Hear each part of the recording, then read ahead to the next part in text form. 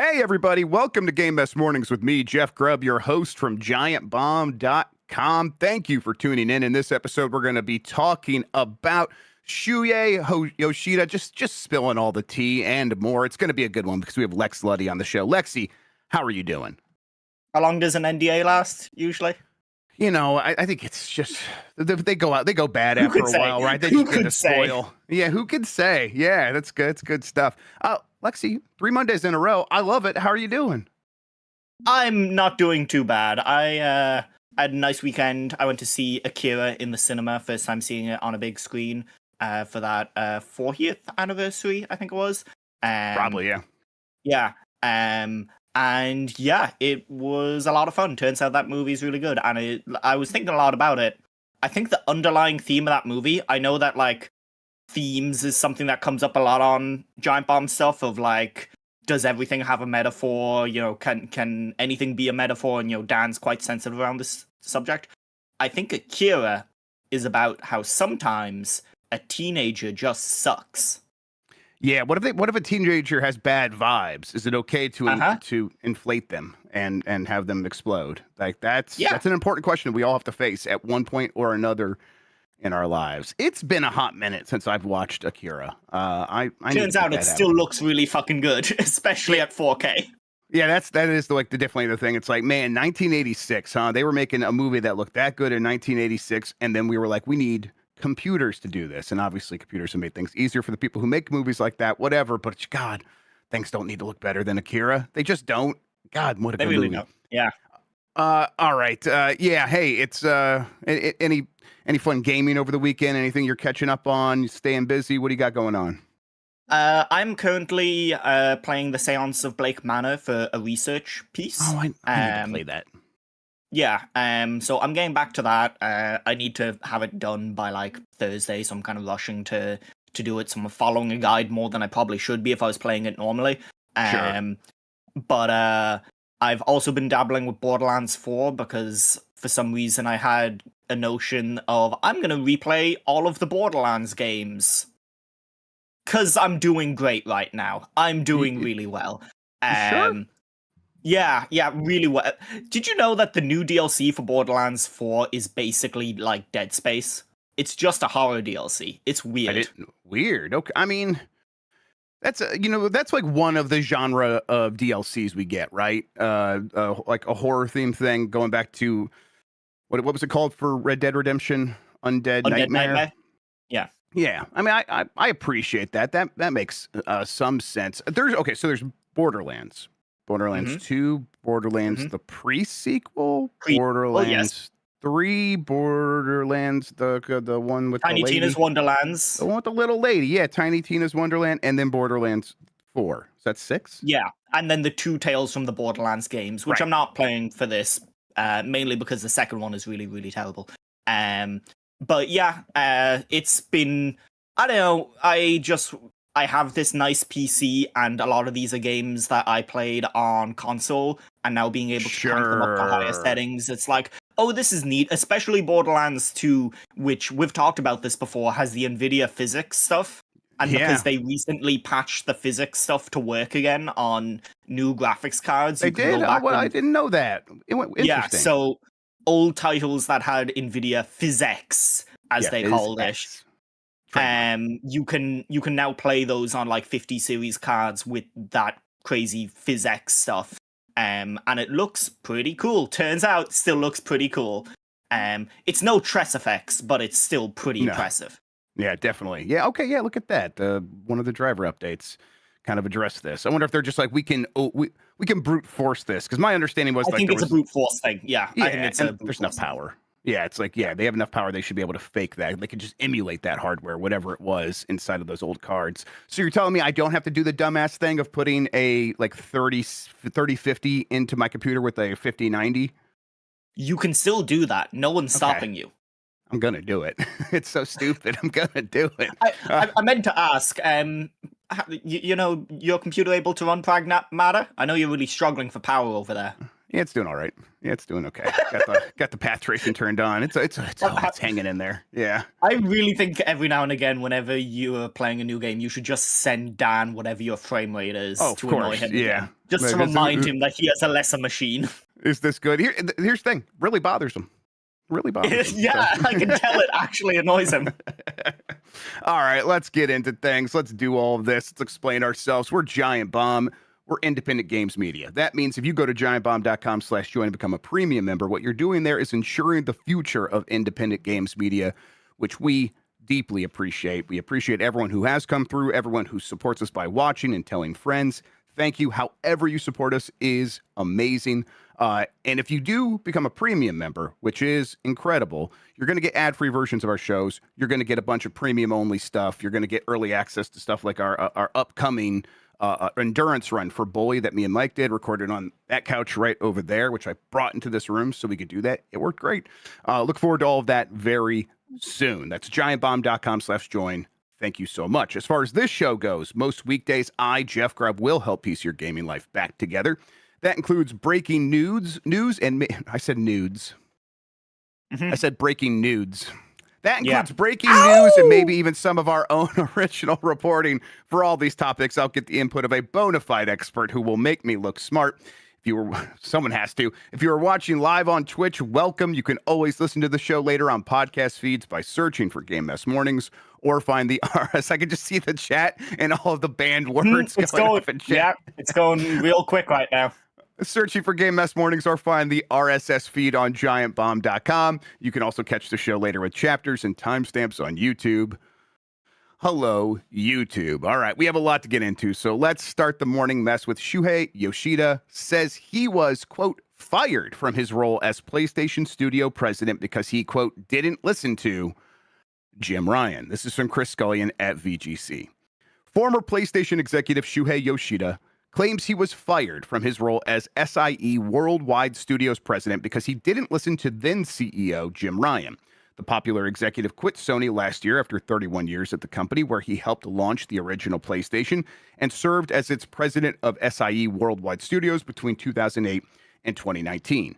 In 2019, it was announced that Yoshida had stepped down to work on a new initiative focusing on building relationships with indie developers, with Herman Holst replacing him as president.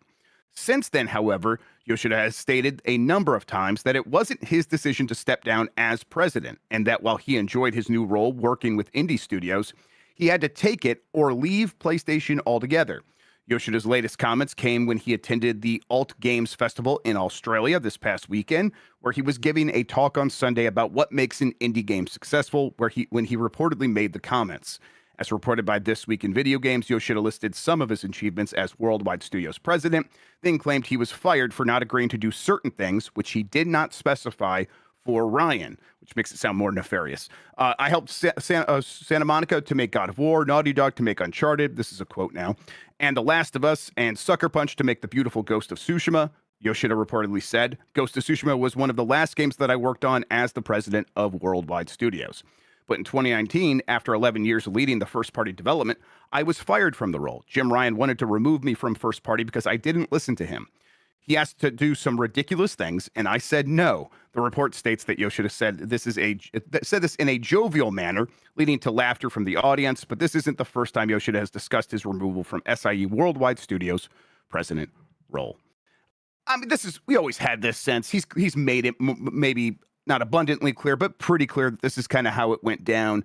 I'll tell you, Sony sound like working internally at Sony Interactive Entertainment, to me, Lexi, whenever I speak to people there, it has always sounded like a political nightmare. Like the politics of navigating that place has always sounded rough to me.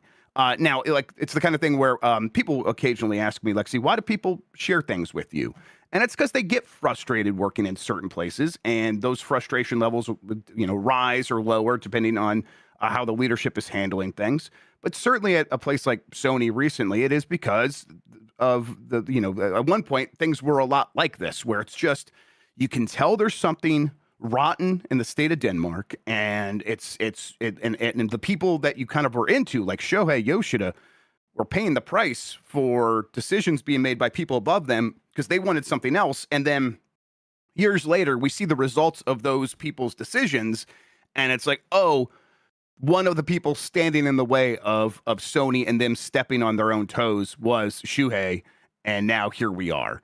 I mean, do you think that Sony's still like this to a certain extent? Or do you think that this is like one of the things that explains how we've ended up where we are with PlayStation? Not that they're in some dire straits or anything like that, but people are certainly a little bit antsy about the games they're delivering these days, at least some of them. Do you think this explains some of it? I really don't think this should be like super surprising when you think about PlayStation has always been a feudal company in a lot of ways, even within the Sony Corporation. You look at how things went for Ken Kutaragi, he basically had carte blanche at that company to do whatever he wanted until he fucked it up so bad that they spent a whole generation trying to right that ship. Yeah. And now they have memory hold him ostensibly outside of the Astrobot games where they get to like talk about him every now and again and be like, he made the PlayStation, remember him? But like, yeah, there is a pretty long history of Sony execs doing really well until they didn't. And a lot of these companies are like that, but the thing at PlayStation was it always felt kind of like people were aware that there was politics going on at PlayStation. I'm not surprised about this. But, you know, these disagreements show in the product in a lot of ways. Yeah. You see that in the live service shift and now the counter shift and the recalibration. It does seem like two people or two enclaves having a very distinct idea of what the future of the company should look like and trying to pull it in either direction. And it went in one direction up until Jim Ryan got out, and now it's trying to readjust, and in the course of readjusting with all the other economic stuff it's dealing with, it's becoming like too much to turn the ship around. And the seas are too choppy to do it. So I think that like this isn't surprising. It's almost like just like nice that it's out there in very plain text. Yes. I know Yoshida's out there doing mainly indie game consulting at the moment. He has his own company, which that seems to be doing well for him, and I'm sure he had stocks that vested and all those sort of things. But yeah, it does seem like his like ever diminishing role at PlayStation. It was something that we all noticed. Everyone noticed when he went from head of worldwide studios to head of indies, because there was no other way to look at it other than a demotion. And they framed it as a reshuffle of everything, but like you can't avoid the fact that it's a portfolio worth a lot less that you were being assigned to. And so it has always been pretty clear. And it's a shame because from everything I hear, Yoshida is genuinely an incredibly nice and passionate guy who does care about the games in a way that a lot of people in those higher positions fundamentally don't. I'm sure that, you know, there are people like Herman Holst who have made games who have definitely the empathy of a game developer and they understand, you know, the difficulties that game developer faces. But for each one of those, there's a lot of people who, kind of like Jim Ryan, who like were never coding anything. They were never in the back end pulling the long nights. Not Trying to even a get producer, things out, right? Yeah. Yeah, not trying to get things out the door before launch. And so I think that voices like Yoshida were really helpful to have in these organizations. And you even saw that like the indie games that came out under his tenure partnered with PlayStation in that period are really good. There's a lot of great stuff. There's, you know, things like Chicory got like a co-marketing deal, I think, and they had all Game of the year. Yeah, actual game of the year, unironically. Stop joking about it, Giant Bomb Chat. But yeah, like I don't know. I wish him well. And I think that he's earned enough cultural cachet in the space that he's in that he can do a little shit talking if he wants. Oh, you know, yeah. he like also not like Jim Ryan's gonna come back to No, PlayStation. well, He seems don't tempt fate. Yeah, I've just caused the monkey paw to curl Yes. there. Don't threaten me with a good time. You know me. You're Number right. one Jim You're Ryan right. fan. Yeah. but yeah, he seems like a guy who has pretty much retired, so I don't feel like he is going to be out for retribution in a way that certain other people who you could talk shit about might be. So yeah, I'm curious if we get something similar to this on the Microsoft side as years go by. But that company gives much more of a vibe of, hey, if you do shit talk us after you leave, we'll ruin your life with lawyers. Yeah. And this is the kind of thing where as like we sniff this out as it happened and as it gets confirmed more and more over time, we can begin to apply our reasoning skills to other events, such as like when Sean Layden suddenly announced he was leaving out of nowhere and there was no successor announced in that moment. And it's like, that certainly seemed like a power struggle between him and Jim Ryan. And, Sean Layden representing this idea of wanting to maintain the regional autonomy of the various Sony computer entertainment divisions and saying, there should be these different regional headquarters kind of focusing on their different areas, and Jim Ryan wanting to streamline globally and kind of consolidate power. And so, again, another one of those ones where we look back on as like, man, what happened to, why did we close Japan studios? Why did we do all this stuff? Why did the headquarters move from Japan to Los Angeles? And yeah, it's and then Sean Layden's out and Jim Ryan's in charge. And I think we can probably safely assume some things about what happened there as well in terms of internal politics. This is the kind of thing where it's a big company. There are going to be big ideas about how to run it. But you would think that there would be some stronger hand at you don't hear about anything like this coming out of Nintendo, right? They have a good vision for what that company's supposed to be from the bottom all the way to the top. And the top sort of is in lockstep with the rest of that company about what it needs to be. I think occasionally their quality dips on many of their games, but yeah, they have a good idea of what they're supposed to be. And Sony doesn't quite have that same. And maybe I'm saying all this, maybe the pressure is just so much different on PlayStation because that business holds up so much of what Sony is these days. It's the most profitable part of their business a lot of years. And so it's got to kind of carry the water for the rest of the company. That must put so much extra pressure on PlayStation to grow year over year. So if you're going to be the person in charge, a big part of that job probably is finding ways to promise some untapped growth that hasn't already hit. And that's difficult for a company like that. I think, PlayStation's got such an advantage in terms of its default status as the gaming console right now, that they can afford to make, errors. Are these even errors? They can afford to have these weird aspects to the way that their company has run and kind of brute force their way through that.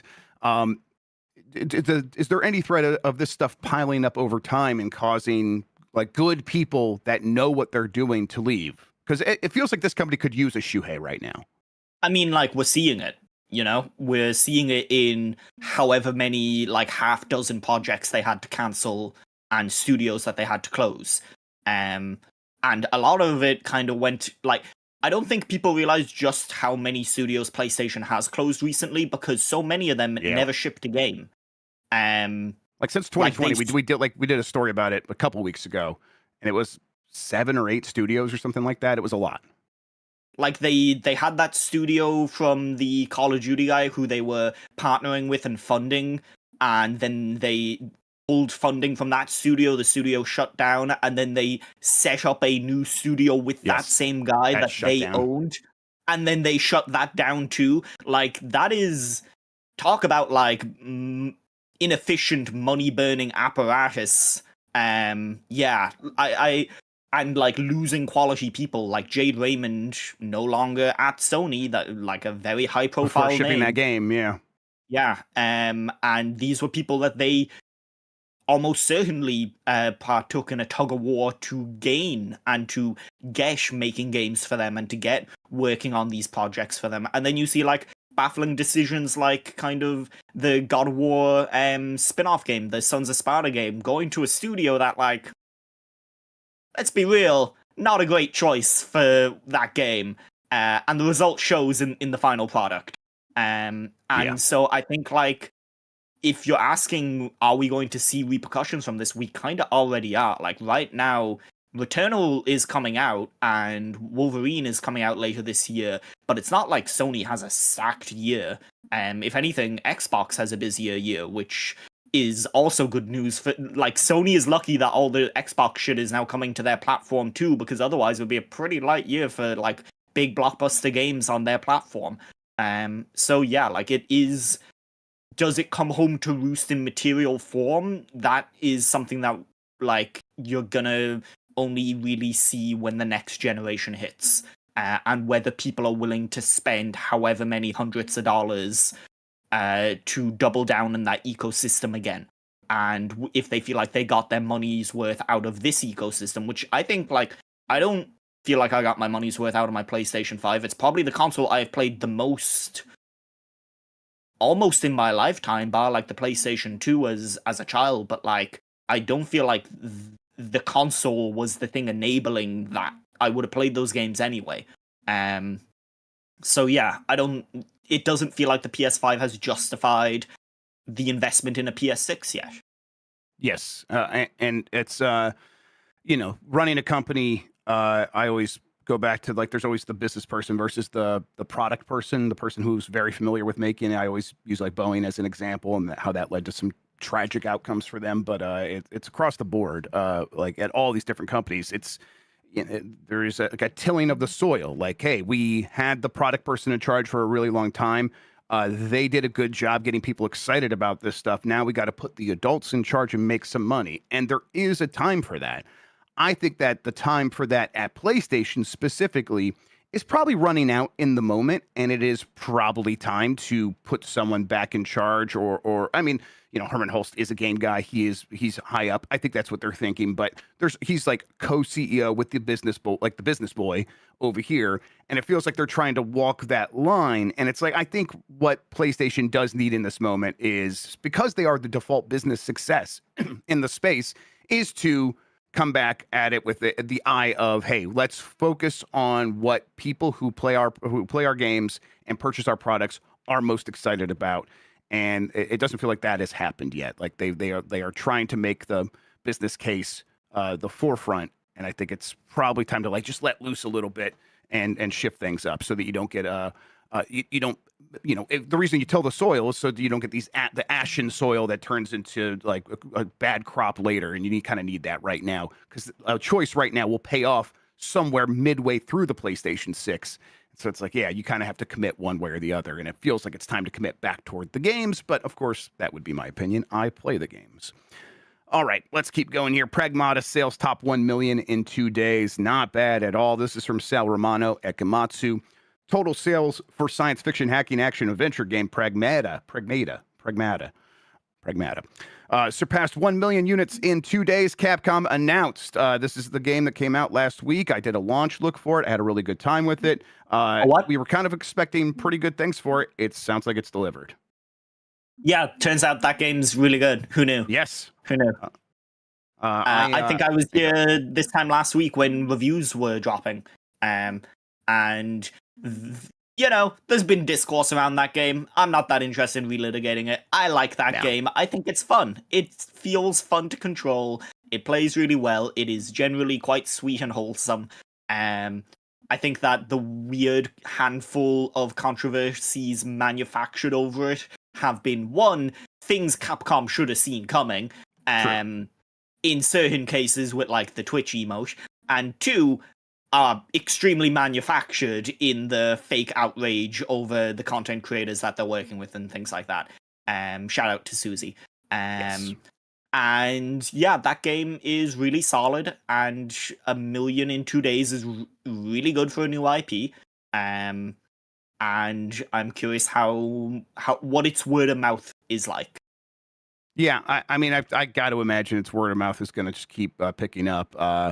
Yeah, I mean, we see people trying to target every game. They look for any angle to get the grift going again. That's, of course, that's happening here. Capcom should have foresaw some of it, but other parts of it, it's just dumb as hell. But I'll say the game itself, standing on its own, has been excellent so far. I've really enjoyed playing it, and I think it has earned its spot. It deserves the success, and it's earned its spot alongside the rest of Capcom's excellent output recently, to the point where it's like, yeah, they should probably be bouncing back to this franchise quite frequently going forward just as much as they do with a Monster Hunter or a Devil May Cry. And I really hope that's the case, and they can keep exploring that world. I'm very curious what a sequel would be. Me too. Also, I said this on Blue Sky. I think Matt Kessler was out there talking about the game director having come from. He worked on Nier Automata's weapon designs, and he worked on Metal Gear Rising: Revengeance's character design for people like Jetstream Sam. This game is the Jetstream Sam of video games. Yes, it really is. It is like if Jetstream Sam became a actual full video game on his own, and I mean that in the nicest way possible. Yep, agreed. All right, let's you know what, let's actually take a break. When we come back, we'll get to the rest of the headlines. If you want to skip out on these ads, you could do so. Just go to giantbomb.com/join, become a premium member. We will be right back.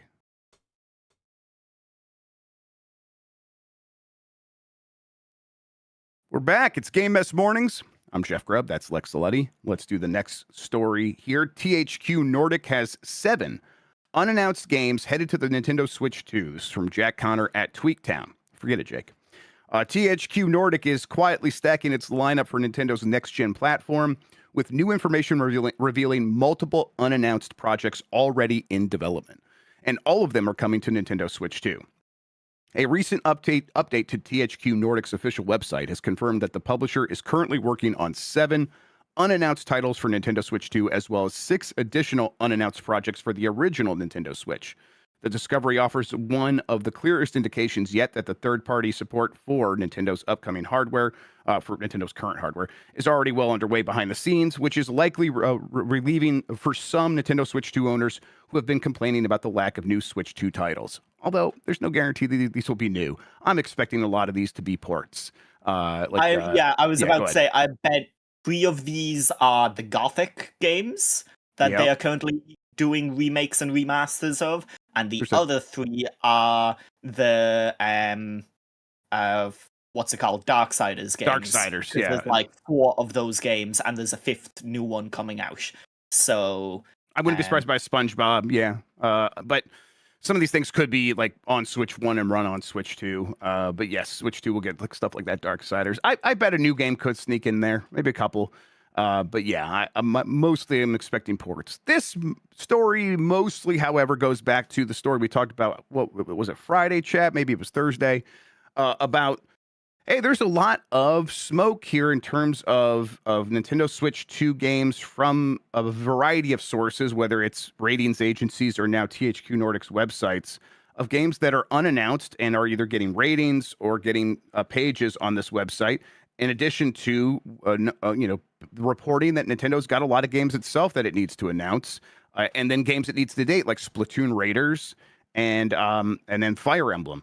So, and those games also got re-rated as well recently. So all of this is sort of piling up as there very well could be another Direct here very soon. Now, the reporting does say that we should expect a Direct in June, but they could have like another partner showcase or a Direct mini for many of these games, a lot of these ports that maybe wouldn't make sense in the bigger Direct for them to get announced at something else. It does just feel like one is around the corner, though. So yeah, more evidence piling up for that. Do you expect it to be like a port fest? When do third-party developers sort of begin stepping up and being like, the Switch 2 is a viable platform for our focus on new games? I think it kind of depends how you view, or how the developers view their games. If it's something that they are building for PCs, the Switch 2 is extremely scalable right now, thanks to its DLSS, which the other consoles don't have. So that's how you can get things like Pragmata running at a extremely low internal resolution and still coming out with a better picture quality than the Series S. And if that's the approach that you are taking, then yeah, lots of these are very scalable. If you are making your game primarily for PlayStation or something, then it becomes a different challenge, because you are probably playing into things like the PlayStation's fast load times and its more powerful CPU and things like that. So it depends how these what developers are feeling like is their lead platform, but it's definitely, I think, something that you are going to see as developers get better at using these tools on consoles, because a lot of DLSS usage is offloaded to Nvidia on PC. It's kind of like, hey, you handle this and do your driver updates and make sure you're using the right Nvidia software to get this to run correctly. As developers kind of get that running and get to grips with getting it running on a console, I think we're going to see more of that. Did you see that thing there was a recent Digital Foundry on Death Stranding 2, and that includes Guerrilla Games. I'm just thinking about it now because we were talking about Sony. It includes Guerrilla Games' internal upscaler that they use called Pico. I didn't see this, no. It's available in the Horizon Forbidden Dawn games on PC as well. But basically, they were like, yeah, this is like better in some places than DLSS. And so it only seems to be being used currently in the Decima engine games. Sure. But it was very interesting to see like another, like there's XCSS and there's FSR and things like that, but there's very little on par with DLSS when it comes to upscaling. So between that and PSSR, Sony seemed to have like quite a good stable of technology for this kind of upscaling technology, which is going to be the key to higher performance in the next generation of consoles. So yeah, I think it's going to be interesting to see how this stuff pans out and what scale of games we see coming to the Switch too. But yeah. Yeah, I mean, I think it's going to have to be a dam building in terms of consumer sentiment about third parties. Like, it'll have to keep delivering consistently with very few missteps, very few games that are very problematic in terms of performance or missing content, so that people believe in investing in third-party games on the Switch 2. People will occasionally pick up something. There's a lot of people who only have a Switch 2, but typically the people that only have a Switch 2 aren't buying a ton of AAA third-party games. They're probably into indies and stuff like that. So yeah, it'll have to be built up over time, and that anything could sort of be an obstacle in the way, including, yes, games kind of getting improved on the other consoles to the point where they can't run on the Switch too well anymore. And then suddenly, like, the third-party support just disappears overnight. So they kind of have to get everything right along the way, and that will start with probably the next Direct really making a lot of big promises, and we don't even know if that's going to happen. All right, but... And also Star Fox. That's because that's so totally happening. I was thinking about how much that Star Fox sequence is just an advert for a Star Fox game. It's literally just like, hey, here's the backstory for this 30-year-old character that none of you know. Here's some music to be nostalgic about. So the plays like from Smash Brothers. Here it is in the movie. So now when you see it in the game, you'll have 2 points of reference and you'll be even more excited. Yes, definitely. Breaking news, maybe related. This is from the last couple of days. I'll tell you what, 2 weeks ago, I saw someone talking about, hey, just pirate games or something. I don't know what they were talking about. But basically someone's like, there was some argument, like there always is, about how to acquire games. And someone's like, I don't know, like, just go get Buck Bumble. Ubisoft's not getting any money from that. And Argonaut Games, which made Buck Bumble, chimed in about 8 days ago and said, we care, we own it, not them. And so, okay, yeah, but it's not like you're selling it. Well, in the last couple of days, they began posting teases that is like a musical. I mean, I have it muted here. I can't hear, but I'm pretty sure that's the Buck Bumble music playing. No, it's not. It's not. What is it? It's Guess Who's Back. Okay. Well, the color scheme is a bumblebee in yellow and black. All right. So that we could probably assume that Argonaut is saying that they're back and that they will. I think Buck Bumble is probably leading the charge here. They have recently put out Croc. They brought those Croc games back. I think Buck Bumble's next to get that same treatment. And that's one that could also easily show up in a Nintendo Direct. That music in a Direct would actually get people going pretty good, I think. Yeah, I think for the kinds of freaks that would show up at a like a Nintendo store or whatever to watch it live, they know the Buck Bumble music and they would go nuts for it. Yes. You're right, totally. Yeah, sure, why not? Fuck it. Who cares anymore? Who cares? Let's just do this shit, okay? Let's just Who gives a shit? Yeah. It was an You N64 don't even have game. to own the rights. Who cares? Yeah, right. No one's Going to stop you. Yeah, exactly. No one's going to figure out who owns the rights to Buck Bumble. Just change the lyrics from Bickety Buck Bumble to Buckety Bick Bumble, and there you go. It's a new thing. Actually, don't do that. That would be terrible.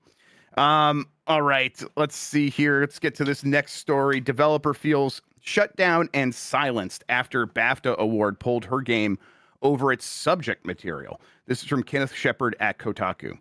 The Quiet Things is an upcoming narrative game by Silver Script Games that tells an autobiographical story about studio founder Alex Jones's experience with mental health issues and childhood abuse and trauma. It was supposed to be featured during tonight's BAFTA Game Awards, but according to Jones, the trailer was removed from the showcase at the last minute due to its content. In a LinkedIn post, Jones says that she was informed via phone call the night before the show that the Quiet Things trailer had been cut for the ceremony. Was pulled because the organizers said there wasn't enough time to put the appropriate warnings in place for the audience. Jones said that when she offered to make further changes, she was ignored. Which this is a sort of a quote here. What has upset me so much is not just the decision, but how this happens to me over and over. Doors close because the subject matter might upset people or make them uncomfortable. I've stayed quiet to maintain relationships. I've taken the hits. I've tried not to burn bridges. I'm sick of it. The Quiet Things is deeply personal to me. It's my story. It's about trauma, abuse, survival, and giving survivors a voice. It's about people being shut down and silenced and what that does to them. So there's something deeply painful about reliving that again now. Art should make people feel something. The trailer is available so people can watch that. This is the one thing I've learned about trauma over time, or just dealing with just obstacles in your life. There's plenty of ways to relive that shit all the time. Have a kid born with a problem, and that you solve the problem, right? You go through all the work to okay, we've addressed it, and then it still causes issues later in life. It's okay, let's relive this trauma one more time. This sounds like BAFTA causing Alex Jones to have to, not that Alex Jones, to relive that trauma. Boy, that seems real unfair and kind of, I don't get it. It's art, right? We're talking, you're a thing that's supposed to be celebrating art. How do you do this? BAFTA put out a statement. I was following this over the weekend because I'm actually mutuals with Alex on Blue Sky. We haven't talked in a very long time. We were part of the same MCV Future class back in 2022, 2023. But they BAFTA put out a statement saying, we made a compliance decision not to show the trailer of an unreleased game that contains themes that may be a trigger for some, in consideration of our guests, as we were not in a position to sufficiently warn them. We fully support games that engage with difficult subjects, and we made the decision in relation to our event only and with the well-being of our guests as our priority. The problem with that defense is it implies that they were surprised by the contents of the trailer. Right. Which, one, Alex makes pretty clear they were working with them for going on 2 weeks to get a trailer submitted. And two, surely someone at BAFTA scouted the game for inclusion. The Steam page talks about how this is an autobiographical game about abuse, and has several content warnings on it. This thing is a very bad look in the same year that BAFTA has had a similar scandal in the film space, or not similar, but not dissimilar in a lot of ways, with how they ostensibly set up a mic around a man with Tourette's, and then bad shit happened, and they didn't edit it out of the TV live or the TV broadcast. So I don't know. I have never held BAFTA in especially high esteem or anything. It's an award show. People really like gathering around it. I understand why these local award shows are important. Hell, I've tried to help organize an Irish equivalent for a long time. But also, when you were that level of notoriety, there was an expectation of responsibility and care to not just your people watching the show, but the people that you are presenting and representing at the show. this seems to have like gained quite a bit of traction on like Blue Sky at least. I know Dave Jones, who is a voice actor who is in this game. He quoted my original post about this with just a picture of the Streisand house. So yes, I think that sums it up pretty nicely. Yeah, wisely, Silver Script Games on YouTube has changed the title of the YouTube trailer for the Quiet Things announcement to the Quiet Things announcement trailer pulled from the BAFTA Game Awards 2026, which is exactly the right thing to do. Just make it like clear that this is the thing that they couldn't handle. Now you get to watch it. Yeah, and visually the trailer's very tamed, very tame. I kind of was watching it a little bit before we got started, much a little bit more. I guess it's like you can hear like dialogue that definitely suggests and insinuates child abuse and various other traumas. So yeah, okay. I mean, God, I feel like there's a movie about child abuse that wins a BAFTA every single year. What do we talk? Why? Yeah, this wouldn't have happened if it was a movie. This would not have been a concern at all. Yeah, and I don't know whether it's them like playing with kid gloves for video games or being scared of alienating sponsors. Whatever the reasoning is, it's not acceptable. It's just a shitty thing that they have done. The excuses don't really matter at this point. The thing has been done, and the treatment of the person is exceptionally shitty. So yeah, agreed. All right, well, let's shift to the natural follow-up here. Dragon Ball Xenoverse 3 is finally coming, with designs by the late Akira Toriyama. This is from Andy Robinson at VGC. Bandai Namco has officially announced Dragon Ball Xenoverse 3, the latest installment in its fighting game series. Revealed during the annual Dragon Ball Games Battle Hour event in Los Angeles, Xenoverse was confirmed to be in development at DIMPS for PS5, Xbox Series, and PC, with a release window of 2027. The last Xenoverse game was released a decade ago in 2016. Xenoverse 3 continues the series' legacy with a completely new Dragon Ball experience where players choose the hero they want to become in an unexplored Dragon Ball world brought to life by the original author Akira Toriyama, Bandai Namco said. Dragon Ball creator Toriyama died in 2024, RIP. So Xenoverse 3 will almost certainly be the last video game featuring his direct contributions. During a brief panel that followed this announcement trailer, Xenoverse 3's developer showed a new look at male and female player characters designed by Toriyama, Polygon reports, and emphasized that the artist creatively contributed to the design of the game's world and characters. In addition to the sequel, Bandai Namco revealed the final chapter of Xenoverse 2 during the Los Angeles event. Future Saga Chapter 4 will mark the final DLC when it releases this summer. The last chapter brings the Dragon Ball Xenoverse 2 to a Future Saga pack set to a dramatic close, reflecting on everything players have fought for, protecting history, shaping the future, and facing god-level power in a climactic final battle. I've never played a Xenoverse game. I might start. I might pick up 3. I know they're like quasi-RPGs and then definitely arena fighters, and I think I might finally be in the mood for one of those. So yeah, I might play this game. My entire knowledge of the Xenoverse games comes from the Giant Bomb Quick Look where they create Goku 2. Finally, a sequel to Goku. I think about Goku 2 a lot. You should. Absolutely. It's cool that Toriyama worked on this, and this will be the final thing that he probably did work on directly that will come out. The trailer looked really good. It looked really good. It looked like some classic, awesome Toriyama art. So really looking forward to just kind of looking at the game, and then we'll see how I feel about playing it. Arena fighters are, God, that's Namco's entire bag at this point. It feels like sometimes. Hopefully they can make it even better this time around and deliver a better game than ever.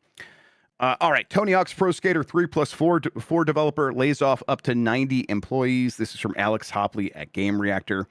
It seems that yet again we're reporting on layoffs as the developer behind Tony Hawk's Pro Skater 3+4 has revealed that it is going through a round of job losses due to the changing nature of the gaming industry.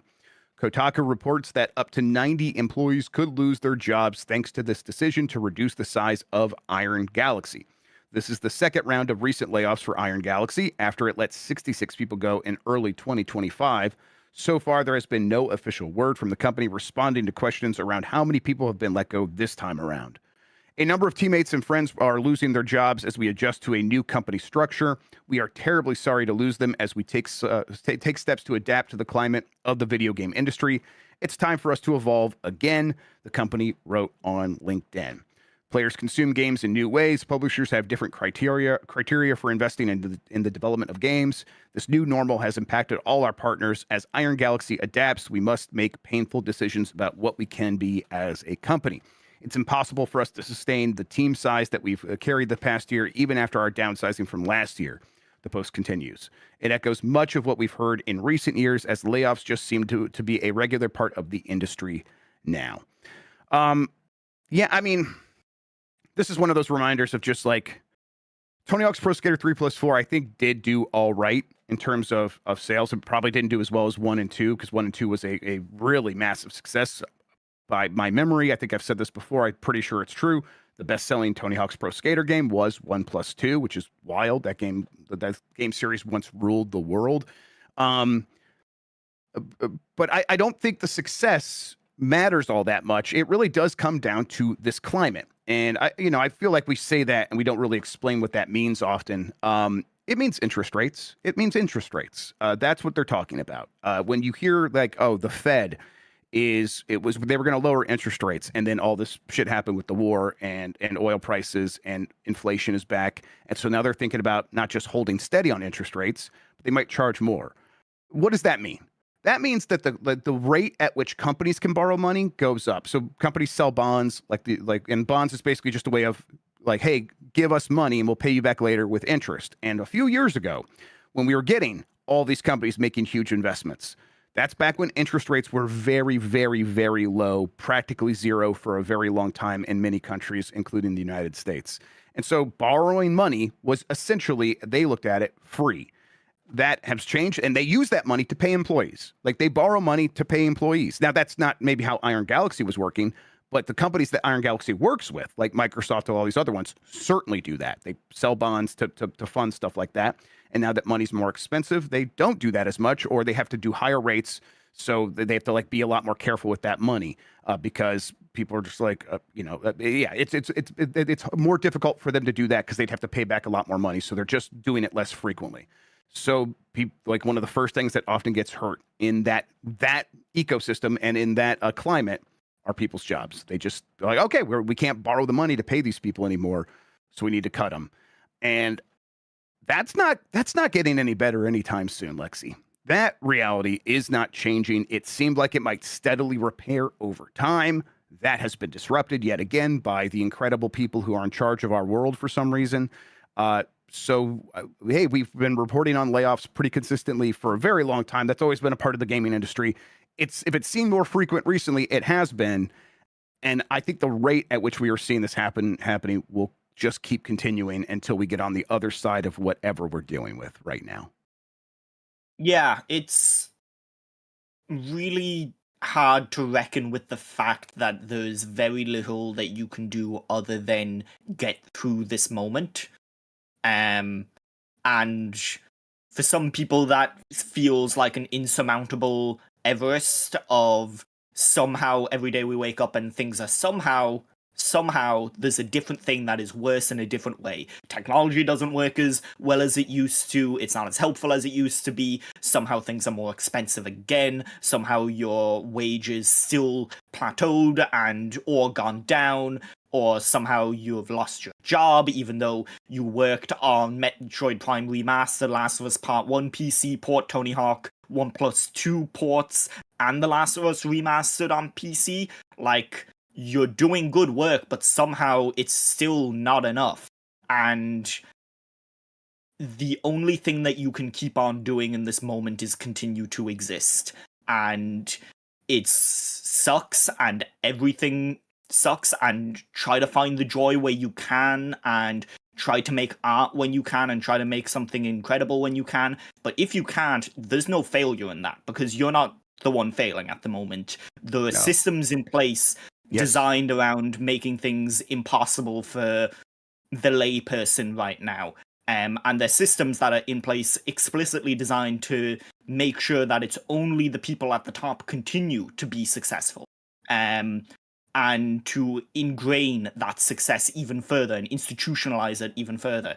And I think that like the video game industry, we kind of thought we were going to be extremely resilient to a lot of things because we were resilient to the pandemic. And that was a lie that was very convenient to tell ourselves to get funding. It was very easy to be like, well, we survived the, 2008 financial crisis and now we're surviving this. Look how great we are. And that was just a lie. The same economic factors affect the games industry that affect everybody else, especially when it comes to things like hardware and software distribution, which right now are incredibly hard to do successfully. So yeah, ultimately my message to the people who were affected by this layoff is please don't feel like you failed, because like looking at the track record of Iron Galaxy, they were doing solid work in, day out, and people were continuing to hire them to do solid work. And then they stopped, and it wasn't because the work was bad. It was because their money faucet grew slightly harder to access. And that shit sucks, and I'm sorry. Yeah. And if you're Iron Galaxy and you're looking at the outlook for the potential to keep doing projects like you have been doing, you might be able to get in the room to talk to one of these companies about doing something very similar to a Metroid Prime Remastered or The Last of Us update. Your price is going to have to be pretty low because you're competing with a global market of now a lot of Asian studios that have a ton of extremely talented technical people who can do that work maybe a little bit and sometimes often for a lot less money. And so, yeah, you can keep this business going, but you're going to have to lay off 90 people to make it make sense. And it's like, ooh, that is also very frustrating. And the reality is you do all that and they're probably still going to go with an outsourced studio that is on the other side of the world because it is just that much cheaper still. And it's frustrating. That's definitely why it's like they were trying to get Rumbleverse going. And man, I don't think I'll ever forgive Epic Games for Rumbleverse. Locking that thing off of Steam and sort of guaranteeing that it would never have a real chance of succeeding. And I bet the people at Iron Galaxy will be like, look, we thought like that's not the full picture. I don't care. That game should have been on Steam to have a chance to go. Yeah, it's a shame. Play Tony Hawk's Pro Skater 3+4, everybody. I get it. You're upset that 4 is a little bit changed. It's a great game. Jesus Christ. Just go play the original 4 if you need it that bad. 3+4 is so good. One of the greatest run and gun games of the 90s is set for a reboot. This is from Thomas Franzese at Polygon. The iconic run and gun game series Metal Slug is going to be rebooted. SNK confirmed. SNK owned by Saudi Arabia. Let's just say that around. Everything sucks, everybody. Yeah, I was going to say, I'm very curious to see when this game is set. Yeah. SNK confirmed this in a new video released to celebrate the franchise's 30th anniversary. The 30th anniversary retrospective video mostly features footage from classic Metal Slug games. The trailer ends with the message, Mission Reboot, and, quote, a new mission awaits. The Metal Slug 30th anniversary website then confirms what's on the way with the message, to celebrate 30 years of Metal Slug action, we're reigniting and rebooting the series with a wide range of exciting projects, including new ventures in gaming. You ever play any Metal Slug? I know it's like one of those franchises a lot of people actually have played. Yeah, I mean, like the Metal Slug games are very neat. Like they are very fun to boot up and on an emulator and mess around with for a while. I'm not sure how much they work in the modern era, and I'm not sure how much I trust SNK as it currently stands to make a version that is not, hey, go kill some journalists, or whatever it is they're going to have you do in the next one. And so, yeah, I'm pretty hesitant of whether this game will be worthwhile or interesting, especially considering like SNK got out there and made such a big deal of like, no, guys, we're still independent and we're still going to make the games that we want to make and you love. And then you look at City of the Wolves and you're like, yo, dog, what the fuck? Here's MBS's favorite DJ. What? Yeah. What do you mean? And so, yeah, good luck to them, I guess. Yeah, there's lots of ways that this could, like, the Saudi Arabia stuff aside, like, if they use 3D graphics or something like that, and that could be really disappointing. I like Metal Slug a lot, and I bet there's a lot of people working at SNK who still want to just make good games. I think a good Metal Slug these days, a rebooted Metal Slug would probably actually be a roguelite. Sorry to everybody who doesn't want that, but I think that'd be pretty good for this. But yeah, look, I can't help but be excited about that Neo Konami Geo brought back thing. Contra? I'm sorry, go ahead. What if Konami brought back Contra? Again, yeah. Listen, I played that Yeah. Operation Galuga or whatever it was Yeah. from a few years back. It's not that bad. It's not that bad. It's pretty okay, actually. I think it got unfairly maligned. The one before that actually was trash, though. Yeah, I think I can't help but be excited about that Neo Geo, despite the association with Saudi Arabia. I mean, Saudi Arabia owning the it, Neo but yeah, Geo is just such a fucking cool piece of hardware. It's so yeah, hard to it's not. hard not to. Yeah, and it's you know that one's a twofer because it's Saudi Arabia and Embracer working together. Beacons. All the stars are here. Jesus. All right. Valve received tons of new shipments of Steam controllers, or like literal actual tons, like in tonnage. This is from Video Cards. Brad Lynch, not that one, I don't think. Marino, it's not you, right? Said on Twitter that Valve received its first large quantity imports of, quote, a wireless PC controller in the US last week. It's like, oh God, what could that be? The post lines up with Valve's already announced 2026 Steam controller plan, but Lynch did not include the source in his post. So we found it ourselves. Video Cards got the manifest and saw that, yeah, there's a huge amount of wireless PC controller that it's going to Valve that will be on this ship, or on this imported ship. And yeah, so at the very least, they have them on these shores. So the expectation is they could release it any moment, or they could hold on to it until they're ready. Now, Valve has previously said they want to release the three things together. The three things being, and you could be forgiven for forgetting now because it was months ago and they haven't talked about it because they've had to shut up because of the pricing problems. But the Steam Frame, which is the VR headset that runs like a version of Android or whatever, and has support for Steam games through compatibility layers. And then the Steam Machine, the Steam Box, the Steam PC, which is a Steam OS PC that you put under your TV. That's 6 times more powerful than the Steam Deck. And they were going to launch that with the controller. The controller has a dongle, but you don't need to use the dongle to connect it to the Steam Machine because it has the dongle built in. They all work together. At a certain point, the problems plaguing releasing the Steam Machine and the Steam Frame, Lexi, are just holding back the Steam controller for no good reason, right? Because as we know, RAM prices, storage prices have just shot to hell and it's gone crazy. And that's caused them to have to rework their pricing that they have not told us, and their release schedule, which they have not told us the new release schedule. But those problems are not going to affect the controller all that much. So do you think that eventually they do just decouple these two things, or these three things, and put the controller out on its own first? So there's two things. One, these arriving is probably like the worst news for Valve possible because now they have to store them somewhere and they have to pay for that. That's costly. And the other thing is, I'm not sure if you saw this, but last week the first public GitHub for Steam running on ARM devices finally went up. And so that stuff is starting to come together. Not a lot of, about 50% of stuff that you try works on it, and the actual process of, getting Steam running on something like your Retroid Pocket is still a bit of a pain in the ass. You have to install Linux, and then you have to install things over an SD card, and it's a whole to-do. Watching the few videos I've watched on it.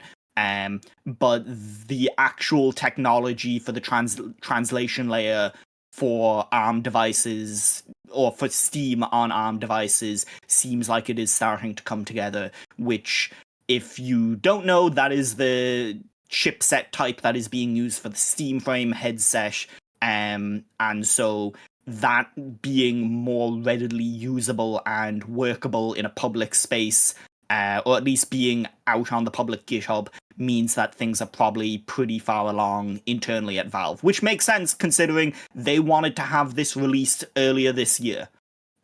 So, Yep, absolutely. There's been a lot of advancements in the translation layer, Proton and Wine and all that stuff on ARM in the community for a while now, but it's always been kind of messy. And the hope is, all right, Valve's going to show up and make it very streamlined and very much like the Steam Deck, and that's super encouraging.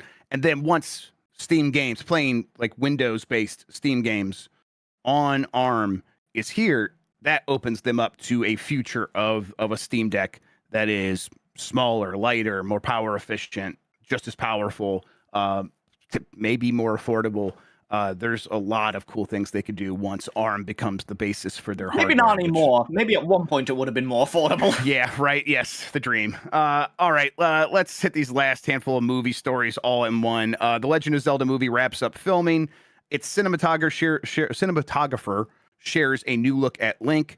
Jan, if you could put this on the screen real quick, I mean, this goes pretty hard, actually. I think Link looks pretty cool in this image. Who knows if it's going to translate to motion picture? But in this photo, where they have the clapper, is that what it's called? The clapper for like syncing up audio and video. They have Umami, which is the code name for the movie that when they were filming it, which I like as well. But it's got a picture of what probably is concept art, right? I shouldn't be getting, Lexi, I probably shouldn't be working myself up so much over this one image, right? I mean, it looks better than that first generically lish shot that we got from, I think it was Deadline or Variety. But the lighting in those like set visit photos is always terrible. Yeah, that's so right. This looks way more like a actual movie quality thing. I guess this movie's happening. I guess this is, I think they said it on the Nextlander podcast, but this feels like the one that the video game movie making craze hinges on. Of if this does well, it is off to the races. Let's license everything like people were licensing comic books around 2010. Yes. If it doesn't do well, it is back to conservatism and kind of like, let's be more careful and do some prestige TV shows. So yeah, I'm very curious how this does. Yep. Yeah, why did Clapper did sound like a slur when I said it, Ultimon. I don't know. I just got one of them mouths. I can't help it. All right, and then the Super Mario Galaxy movie made $750 million so far. Between the two movies, they've made $2 billion. This thing's well on its way to $1 billion worldwide, so well done. And then a Call of Duty movie from Taylor Sheridan and Pete Berg is coming in 2028. Okay. Look, I like Pete Berg as a fan of dad movies. Well, first of all, he did Friday Night Lights, the movie, but especially the TV show. And so he gets like sort of a lifetime pass from me for that. That's like the best sort of Americana show ever made. It's really well done.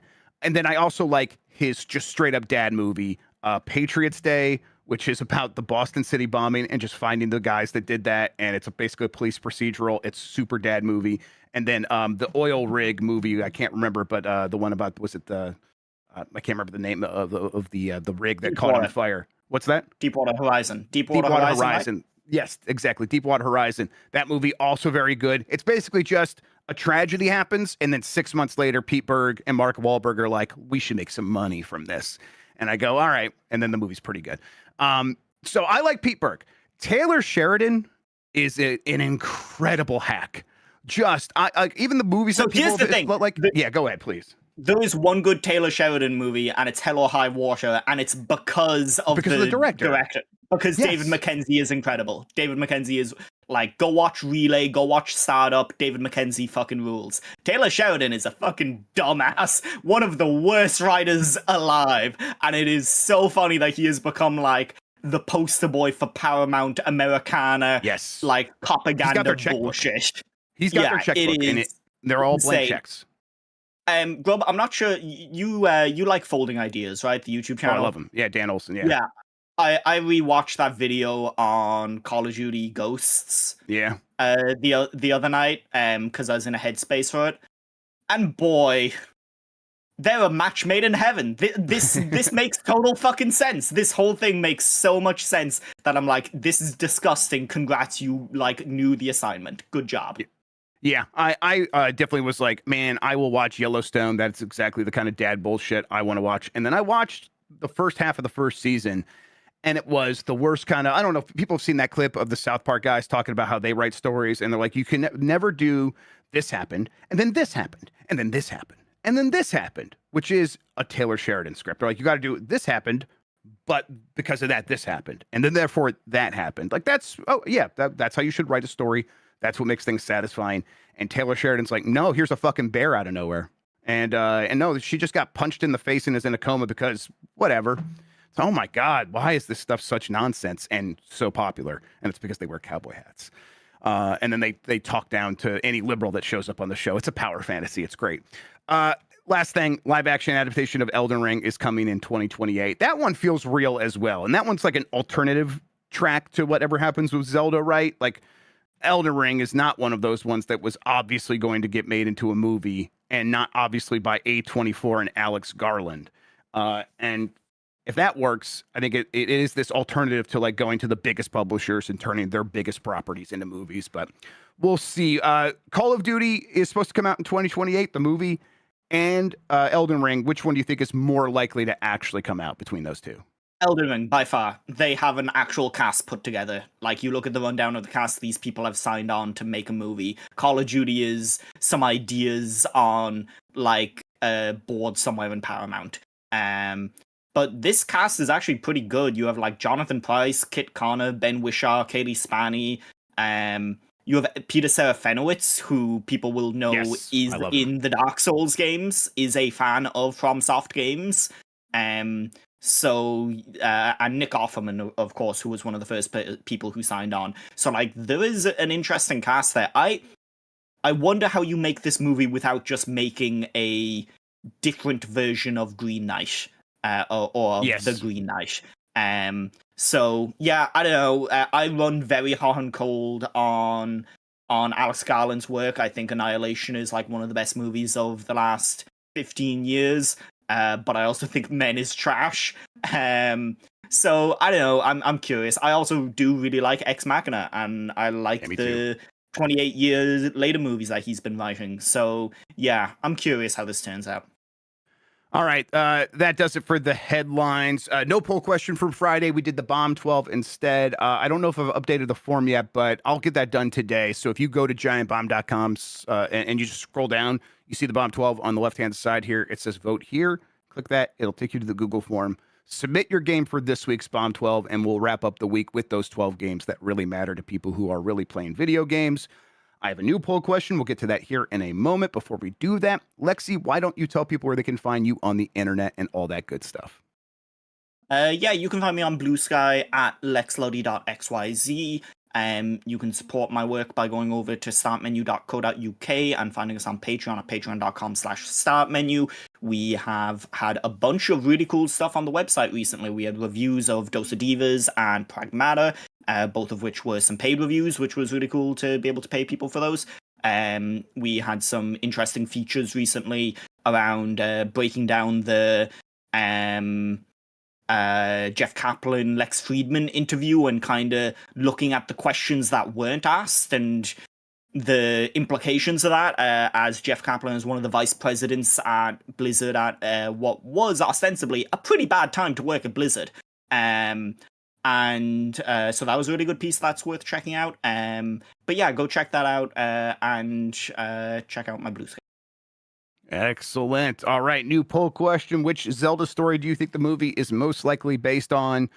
I saw a logo, and it looked like Breath of the Wild, and then we saw that picture of Link holding the Hyrulean shield or Hylian shield. I can't remember how to say it, and then the Master Sword looking like it's straight out of Ocarina of Time. So who knows? But your options are Breath of the Wild, Ocarina of Time, or a different Zelda story. We'll get the results of that poll on Game Mess Mornings here on Giant Bomb tomorrow. Okay, yeah, we can add the Wand of Gamelon as well on Used Cow. That's obviously probably what it's based on. Speaking of Giant Bomb, today we'll have some fun stuff. We're going to go in a meeting right now that me and Jan are late for and figure out exactly what's going on. We'll tell you later today, but it may probably not miss. We finished Miss 4. We got to figure out what's next, but we'll get some stuff going on there for you, let you know. And then the rest of the week, you can expect the Bombcast. You can expect Blight Club. You can expect some fun stuff. Maybe we'll get some quick looks out there for you as well. Looking forward to delivering a fun week for you here on Giant Bomb. All right, Lexi, thank you so much for hanging out with me today and talking about video games. I really appreciate it. There was too much news. I'm sorry you're late for your meeting. No, it's I like it. I'd rather be here with you. All right, thanks for watching, everybody. Until next time, have a good one. Take care of yourself, and goodbye.